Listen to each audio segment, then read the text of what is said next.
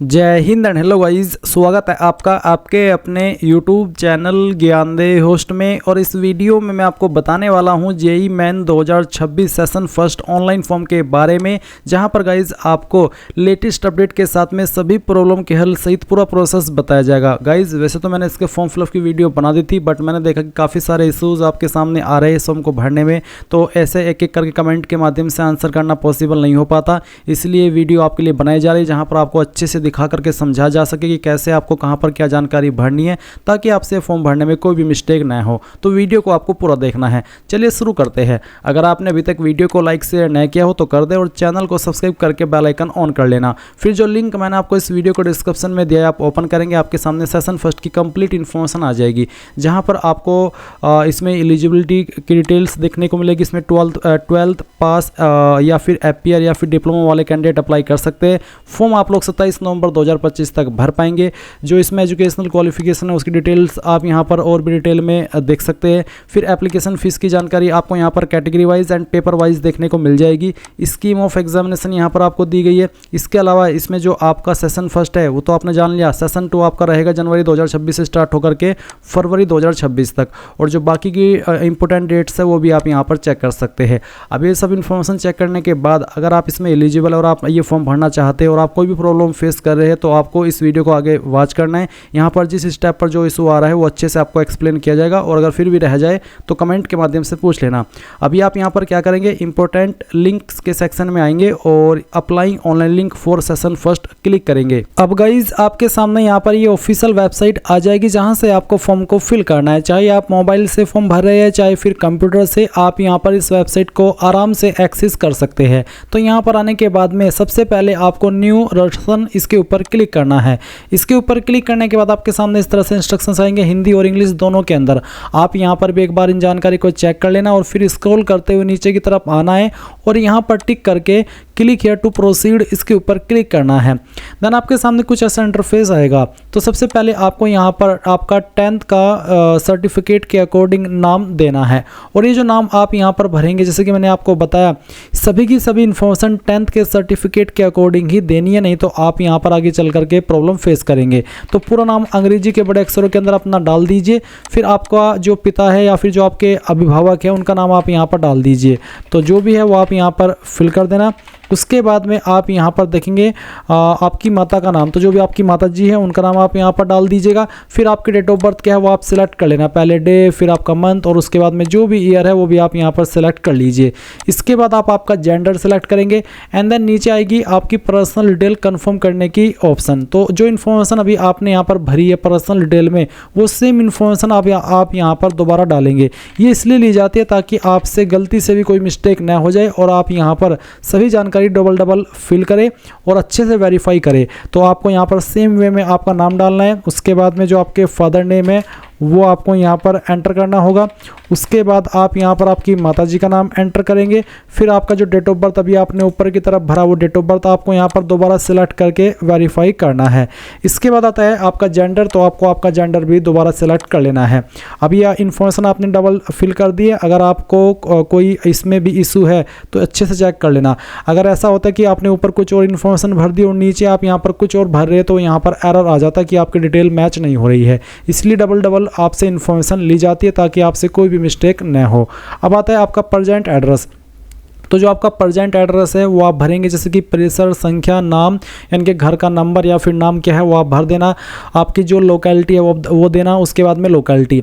अब अगर आप इन 3 ऑप्शन में कंफ्यूज हो रहे हैं तो मैं आपको बता दूं, जो भी आपके आधार के अंदर एड्रेस है या फिर जो भी आपका प्रेजेंट ऑफिशियल एड्रेस है, वो एड्रेस आप यहाँ पर 3 लाइन के अंदर एडजस्ट कर दें। ये मत देखिए कि कहाँ पर क्या देना है, बस आप सिंपल इन 3 लाइन के अंदर अपना पूरा एड्रेस एडजस्ट कर दें, कंट्री, स्टेट और डिस्ट्रिक्ट के अलावा। क्योंकि कंट्री को सिलेक्ट करने का अलग ऑप्शन है, स्टेट को सिलेक्ट करने का अलग ऑप्शन है, और डिस्ट्रिक्ट को सिलेक्ट करने का अलग ऑप्शन है।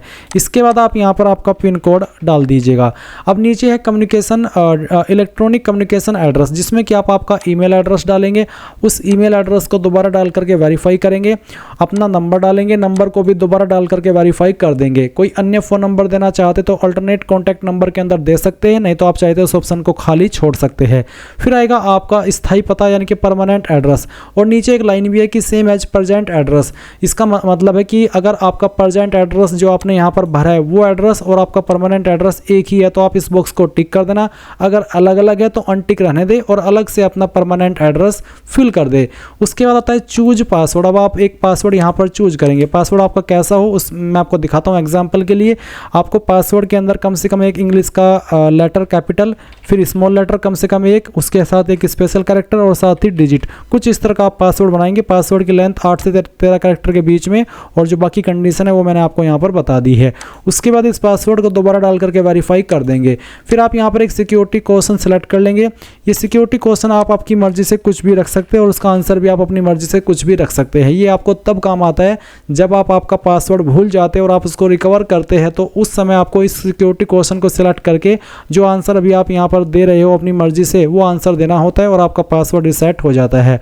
अब आप ये कैप्चा कोड डालिए, सभी जानकारी चेक करते हुए सबमिट के ऊपर क्लिक कीजिए। नाउ गाइज, आपने जो भी इन्फॉर्मेशन भरी है उनका प्रीव्यू आपके सामने है। आपने पहले भी डबल चेक कर लिया था और आपको एक बार फिर से इन सभी जानकारी को चेक करने का मौका दिया जा रहा है। तो आप इसको क्लोज करके ऊपर की तरफ जो आपने इन्फॉर्मेशन भरी है उनको अच्छे से चेक कर लेना। और जब आप चेक कर ले तो आप यहाँ पर my name, father name, mother name, DOB, email, mobile number, address, gender, इनके ऊपर टिक करेंगे। इनके ऊपर टिक करने का मतलब यही है कि हाँ आपने इन जानकारी को एक बार फिर से और चेक कर लिया है और आपके अकॉर्डिंग ये सभी जानकारी सही है। फिर आप आई एग्री के ऊपर क्लिक करके पूरी तरीके से श्योर होकर submit and send OTP to verify mobile number, इसके ऊपर क्लिक करेंगे और यहाँ से यस कर देंगे।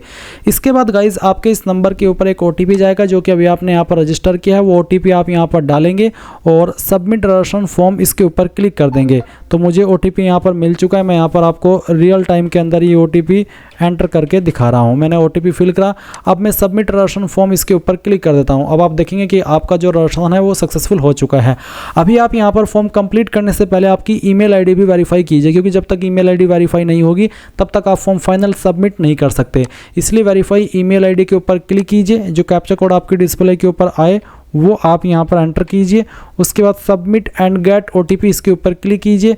आपकी इस ईमेल के ऊपर एक OTP जाएगा, वो OTP आप यहाँ पर डाल दीजिए और वेरीफाई के ऊपर क्लिक कीजिए। अब आपका यहाँ पर ईमेल भी इस तरह से वेरीफाई हो जाएगा। आप इसको ओके कर देना और ओके करने के बाद में आप कंप्लीट एप्लीकेशन फॉर्म के ऊपर क्लिक करेंगे। इसके ऊपर क्लिक करने के बाद कॉन्टैक्ट डिटेल तो आपकी कंप्लीट हो चुकी है।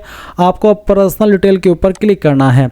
इसके ऊपर क्लिक करने के बाद यहाँ पर आप कुछ और जानकारी भरेंगे, जैसे कि नेशनलिटी में आप इंडियन सेलेक्ट कर लेंगे अगर आप इंडियन है। अगर आपकी कोई अन्य नेशनलिटी है तो वो भी आप सेलेक्ट कर सकते हैं।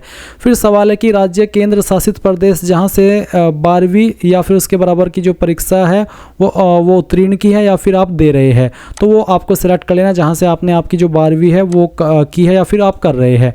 उसके बाद में आप यहाँ पर देखेंगे कास्ट कैटेगरी, तो जो भी आपकी कास्ट कैटेगरी है जैसे कि general, AWS, OBC, NCL, central list, SC ST general, तो जो भी है वो आप सेलेक्ट कर लेना। उसके बाद इसको दोबारा सेलेक्ट करके वेरीफाई कर लेना। फिर एक और सवाल है कि आपके पास किसी अधिकृत सरकारी कार्यालय द्वारा जारी किया गया मान्य और सक्रिय श्रेणी प्रमाण पत्र है, यानी कि जो आपका कास्ट कैटेगरी सर्टिफिकेट होता है सेंट्रल का, क्या वो आपके पास है? अगर है तो यस, अगर नहीं है तो no, I have applied but awaiting this certificate, यानी कि मैंने अप्लाई कर दिया और मेरा अभी मैं सर्टिफिकेट मिलने का वेट कर रहा हूँ। अगर ऐसा है तो इसको सेलेक्ट कर लेना। और उसके बाद में आप देखेंगे श्रेणी प्रमाण पत्र आवेदन रसीद संख्या और आवेदन की तिथि और साथ ही साथ प्राधिकारी का नाम जहां श्रेणी प्रमाण पत्र के लिए आवेदन किया गया है, ये सब आपको देना होगा। बट अगर आपके पास ऑलरेडी है तो आप यस करेंगे। यस करने पर आपको जो आपका कास्ट कैटेगरी सर्टिफिकेट है उसका जो नंबर है वो आपको देना होगा।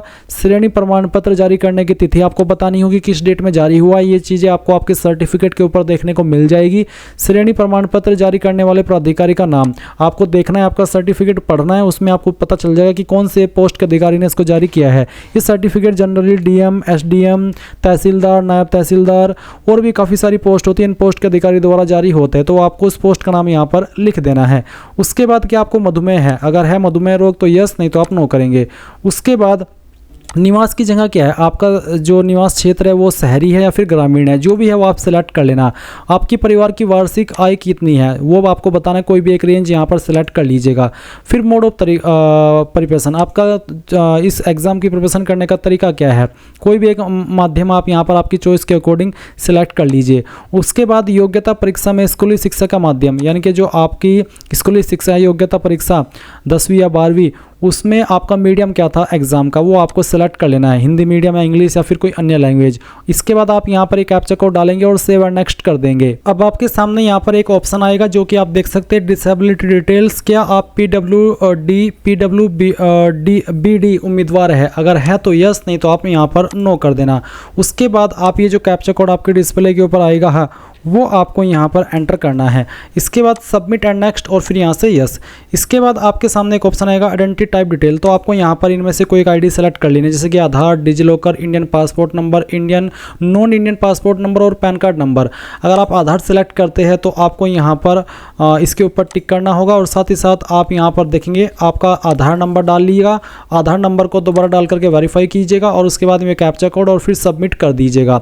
अगर आपको आधार कार्ड में कोई इशू है तो आप यहाँ पर डिजिलॉकर का भी इस्तेमाल कर सकते हैं। डिजिलॉकर में आपको यहाँ पर टिक करना है, प्रोसीड के ऊपर क्लिक करके आपको डिजिलॉकर की वेबसाइट के ऊपर सेंड किया जाएगा, जहाँ पर आपको डिजिलॉकर की वेबसाइट के ऊपर लॉगिन होकर के आपको वहाँ से परमिशन अलाउ करनी होगी और फिर आप यहाँ पर अगले स्टेप पर जाएंगे। अगर आप इनमें से कोई इन दो ऑप्शन में भी प्रॉब्लम फेस कर रहे हैं तो आप यहाँ पर पैन कार्ड नंबर का भी इस्तेमाल कर सकते हैं इसमें आगे बढ़ने के लिए और अपनी आइडेंटिटी को देने के लिए, वेरीफाई करने के लिए। तो कोई भी एक माध्यम आप आपकी चॉइस का सिलेक्ट कर ले और फिर सबमिट एंड नेक्स्ट इसके ऊपर क्लिक करेंगे। अब गाइज आपके सामने यहाँ पर अपार आईडी का एक सवाल है कि क्या आपके पास अपार आईडी है। अब बहुत सारे कैंडिडेट को तो यही नहीं पता होगा कि अपार आईडी क्या है। बेसिकली एक नया तरह का एक आइडेंटिटी है। आप अगर यूट्यूब पर जाएंगे और सर्च करेंगे अपार आईडी कैसे बनाए तो आपको काफ़ी सारी वीडियोज़ मिल जाएगी, तो आप उसको देख करके इसमें अपार आईडी बना भी सकते हैं और अगर है तो आप यहाँ पर यस करके सबमिट करके उसकी डिटेल दे सकते हैं। अगर आपके पास नहीं है तो आप सिंपली नो कर दीजिए, क्योंकि ये कंपलसरी नहीं है, आपको कोई भी इशू फेस नहीं करना पड़ेगा।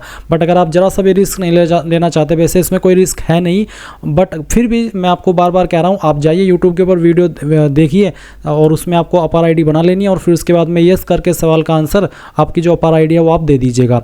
इसके बाद आएगी एग्जामिनेशन सिटीज़। तो आप यहाँ पर पहले तो किस सब्जेक्ट किस पेपर के लिए अप्लाई कर रहे हैं वो आप सिलेक्ट कर लीजिए इस तरह से। अगर आपको दोनों पर अप्लाई करना है, तीनों पर, तो आप यहाँ पर इस तरह से तीनों को टिक कर सकते हैं आपकी चॉइस के अकॉर्डिंग। इसके बाद यहाँ पर आएगा आपका क्वेश्चन पेपर मीडियम। तो किस लैंग्वेज में आप पेपर देना चाहते हैं वो आप सिलेक्ट कर लीजिए। उसके बाद में आता है एग्जाम स्टेट। तो पहली स्टेट की चॉइस सिलेक्ट कीजिए, फिर उसकी सिटी को आपको यहाँ पर प्रेफरेंस देनी है। उसके बाद में आप अगेन स्टेट सेलेक्ट कीजिए। स्टेट में सभी में आप एक ही सिलेक्ट कर सकते हैं, एक ही का ऑप्शन है, बट जो सिटी है वो आपकी अलग अलग होनी चाहिए इस तरह से, जैसे कि मैं आपको यहाँ पर सिलेक्ट करके दिखा रहा हूँ। तो इस तरह से आप यहाँ पर मैक्सिमम 4 सिटी की चॉइस दे सकते हैं। ये देने के बाद में नीचे आएगा आपका फादर गार्जियन ऑक्यूपेशन, यानी कि आपके पिताजी क्या करते हैं, उनका जो भी प्रोफेशन है वो आप यहाँ पर सेलेक्ट कर लीजिए। अगर इसमें ना हो तो सेल्फ एम्प्लॉयमेंट या फिर अदर का ऑप्शन आप सेलेक्ट कर सकते हैं। इसके बाद में उनकी क्वालिफिकेशन कितनी थी वो आप सेलेक्ट कर लीजिए। फिर उसके बाद में आपको आपकी माताजी का जो प्रोफेशन है वो सेलेक्ट करना होगा।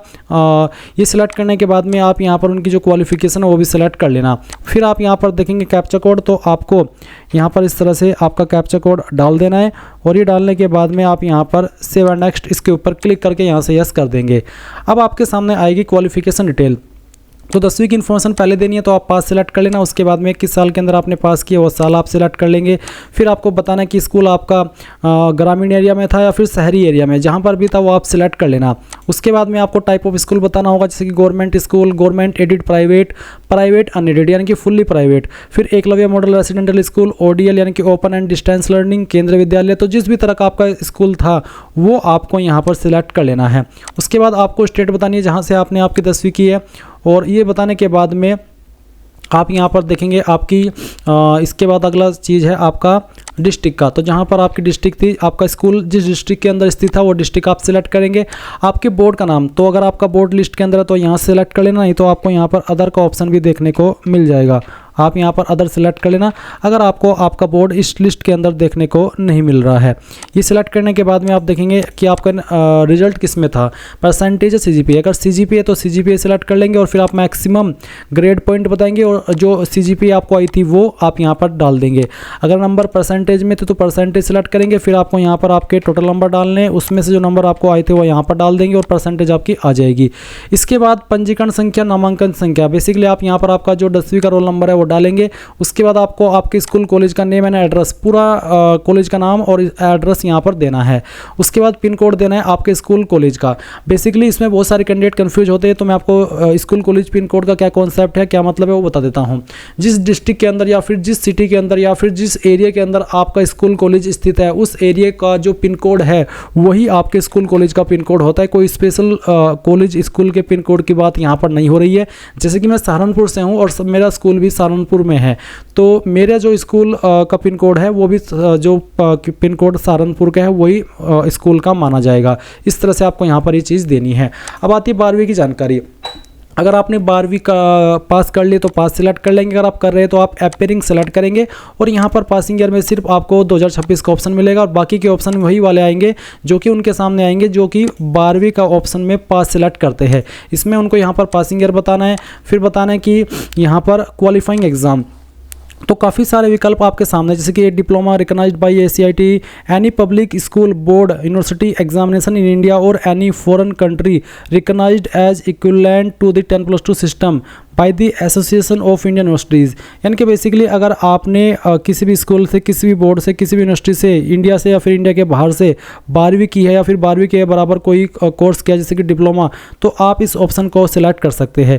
वैसे इसमें और भी काफ़ी सारे ऑप्शन हैं, बट अगर आप बिल्कुल कन्फ्यूज नहीं होना चाहते, सिंपल अगर आपने यूपी बोर्ड से किया है, CBSE बोर्ड से किया है, फिर अन्य किसी बोर्ड से किया है, तो आप यहाँ पर any public school board university ये सिलेक्ट कर लेना। उसके बाद आपको बताना है कि पैलेस ऑफ स्कूल क्या था, फिर आप बताएंगे कि आपका स्कूल किस तरह का था, वो आप यहाँ पर सेलेक्ट कर लेंगे। और इसके बाद में आप यहाँ पर आपकी स्टेट बताएंगे, जिस स्टेट से आपने आपकी 12वीं की है या फिर आप कर रहे हैं। उसके बाद में आप यहाँ पर आपकी जो डिस्ट्रिक्ट है वो बता देंगे। डिस्ट्रिक्ट बताने के बाद में आप यहाँ पर आपका जो बोर्ड है 12वीं का जो भी है आपका इस लिस्ट के अंदर आपको देखने को मिल जाएगा, वो आप यहाँ पर सेलेक्ट कर लेना।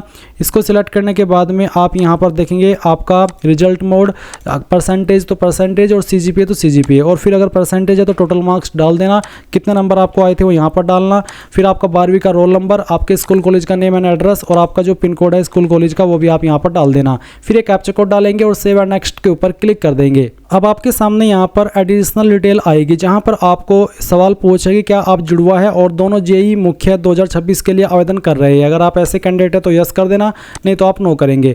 उसके बाद में आपको यहाँ पर प्लेस ऑफ बर्थ बताना होगा, तो बेसिकली कंट्री ही बतानी है। पहले तो आप तो कंट्री सेलेक्ट कर लेंगे, फिर उसके बाद में आपके स्टेट, जिस भी स्टेट्स में आप पैदा हुए हैं, और उसके बाद में डिस्ट्रिक्ट। उसके बाद आप ये जो पिन कोड आपके डिस्प्ले के ऊपर आएगा वो आप यहाँ पर डालिएगा और उसको डालने के बाद में सेव एंड नेक्स्ट के ऊपर क्लिक करके यहाँ से यस कर देना।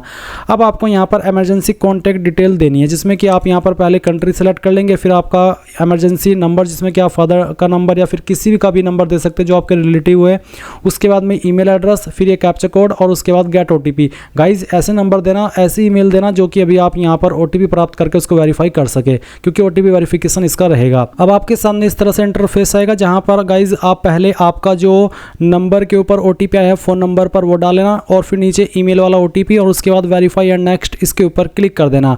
अब गाइज आपको यहाँ पर आपका लाइव फोटो अपलोड करना है, तो आप यहाँ पर आपका कैमरा अलाउ कर देना और उसके बाद में आप यहाँ पर अगर मोबाइल से इसको अपलोड करना चाहते हैं फ़ोटो को, तो आप ये जो QR कोड है इसको स्कैन करके मोबाइल से भी कर सकते हैं। कुछ इंस्ट्रक्शंस भी यहाँ पर आपको दिए गए हैं, आपको इन इंस्ट्रक्शंस को पढ़ना है और इनको ध्यान में रखते हुए जिस तरह का फ़ोटो आपको लाइव वाला कैप्चर करने को बोला है वो कैप्चर करना है। तो जैसे आपको लगे कि फ़ोटो सही आ रहा है तो कैप्चर फोटोग्राफ इसके ऊपर क्लिक कर देना और उसके बाद आप अपलोड फोटोग्राफ इसके ऊपर क्लिक करेंगे तो गाइज़ आपका यहाँ पर जो फोटोग्राफ है वो अपलोड हो जाएगा। अगर वो सही इंस्ट्रक्शंस के अकॉर्डिंग नहीं होगा तो आपको देखने को मिलेगा कि your scanned file is not as per specification, kindly upload the new one. यानी कि आपको ध्यान रखना है जो चीज़ें आपको यहाँ पर ध्यान में रखने को बोली है और उसके अकॉर्डिंग ही फ़ोटो कैप्चर करना है। जैसे ही आपका फ़ोटो कैप्चर हो जाएगा दिए गए इंस्ट्रक्शंस के अकॉर्डिंग तो आप यहाँ पर सेव एंड नेक्स्ट के ऊपर क्लिक कर देना और उसके बाद में यहाँ पर आपको एक अपना जो मोबाइल के अंदर या आपकी डिवाइस के अंदर ऑलरेडी फ़ोटो अवेलेबल है वो फ़ोटो भी अपलोड करना है 80%, जिसमें आपका फेस दिख रहा हो और मास्क न हो। आप देख सकते हैं जिसका साइज 10 से 200 KB के बीच में और फॉर्मेट JPEG या फिर JPG का रहना चाहिए। तो चूज फाइल के ऊपर क्लिक करेंगे और जहाँ जहाँ पर भी आपकी फ़ोटो फाइल है वो आपको यहाँ पर सिलेक्ट कर लेनी है, इसको ओपन करना है, अपलोड ओरिजिनल के ऊपर क्लिक करके अपलोड के ऊपर क्लिक करना है, आपकी फाइल यहाँ पर अपलोड हो जाएगी। फोटो अपलोड करने के बाद में आप यहाँ पर आपका सिग्नेचर अपलोड करेंगे, तो जहाँ पर भी आपकी सिग्नेचर की फाइल है वो आप यहाँ पर सिलेक्ट कर लेना और उसके बाद में इसको ओपन करना और फिर अपलोड ओरिजिनल के ऊपर क्लिक करके अपलोड के ऊपर क्लिक करना, आपका सिग्नेचर भी अपलोड हो जाएगा। इसके बाद आप यहाँ पर 10th की जो मार्कशीट है वो अपलोड करेंगे या फिर सर्टिफिकेट भी अपलोड कर सकते हैं। इसका फॉर्मेट PDF का रखा है और साइज 50 से 300 KB के बीच में रहना चाहिए। अगर इमेज में है तो PDF में कैसे बनाएंगे जान लीजिए। गूगल के अंदर आना है और सर्च करना इमेज टू PDF, पहले वाली वेबसाइट ओपन करना और जो आपका 10th का सर्टिफिकेट है वो फाइल आपको सिलेक्ट कर लेनी है और इस तरह से आपको यहाँ पर इसको ओपन करना है और कन्वर्ट टू PDF के ऊपर क्लिक करके फाइल आपकी PDF के अंदर कन्वर्ट हो जाएगी। फिर वो फाइल आप यहाँ पर अपलोड कर देना, एक सिंगल क्लिक के अंदर डाउनलोड हो जाती है। उसके बाद आइडेंटिटी प्रूफ में आप अपलोड करेंगे आपकी ID जो आपने यहाँ पर दी है, जिसमें कि आप आधार कार्ड, पैन कार्ड या अन्य ID का इस्तेमाल कर सकते हैं। अब गाइज आपके सामने आपके फॉर्म का फाइनल रिव्यू पेज आ चुका है। आप इसको क्लोज करके जो भी जानकारी आपने भरी है एक बार फिर से चेक कर लेना और यहाँ पर चेक करने के बाद इन सभी के ऊपर टिक कर देना। इनके ऊपर टिक करने का मतलब है कि आपने एक बार इन जानकारी को अच्छे से चेक कर लिया और आपके अकॉर्डिंग सही है। फिर आप यहाँ पर आई एग्री के ऊपर क्लिक करेंगे और फाइनल सबमिशन ऑफ एप्लीकेशन के ऊपर क्लिक करके यस कर देंगे। इसके बाद गाइज आप यहाँ पर पे एग्जामिनेशन फ़ी के ऊपर क्लिक करके पेमेंट के पेज पर जाएंगे और जो आपकी एप्लीकेशन फ़ीस है वो पे करेंगे। जैसे आपकी फ़ीस जमा हो जाएगी और फाइनल सबमिट रहेगी, यानी कि कोई एरर नहीं आएगा, तो उसके बाद ही आप अपने फॉर्म का फाइनल प्रिंट आउट ले पाएंगे और इस तरह से आप लोग JEE main 2026 session first online form भर पाएंगे। आई होप ये प्रोसेस आपको पसंद आया होगा। So thanks for watching. जय हिंद।